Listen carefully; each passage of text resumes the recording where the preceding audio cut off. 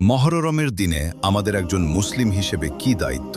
মহররম ইসলামী ইতিহাসের একটি অত্যন্ত গুরুত্বপূর্ণ ও শোকাবহ মাস।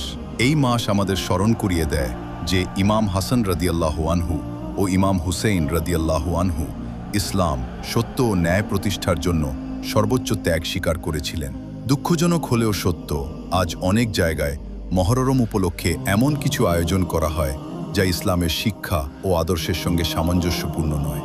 কোথাও মেলার মতো পরিবেশ সৃষ্টি করা হয়, দোকানপাট বসানো হয়, আবার কোথাও বেপর্দায় নারী পুরুষের অবাধ মেলামেশা ও অপ্রয়োজনীয় ঘোরাঘুরি দেখা যায়।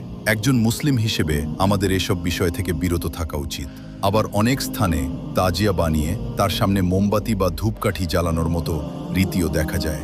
এসব কাজের ধর্মীয় ভিত্তি সম্পর্কে সচেতন হওয়া জরুরি। আমাদের সবচেয়ে বড় দায়িত্ব হল আল্লাহর ইবাদত করা, বিশেষ করে 5 ওয়াক্ত নামাজ যথাযথভাবে আদায় করা এবং ইসলামের নির্দেশনা অনুযায়ী জীবন পরিচালনা করা। আমরা অনেকেই ইসলামের অনেক বিষয় জানি ও বুঝি, কিন্তু বাস্তবে 5 ওয়াক্ত নামাজ আদায়ে নিয়মিত পারি না। আগে নিজেদের আমল ও এবাদতের দিকে মনোযোগ দেওয়াই বেশি প্রয়োজন।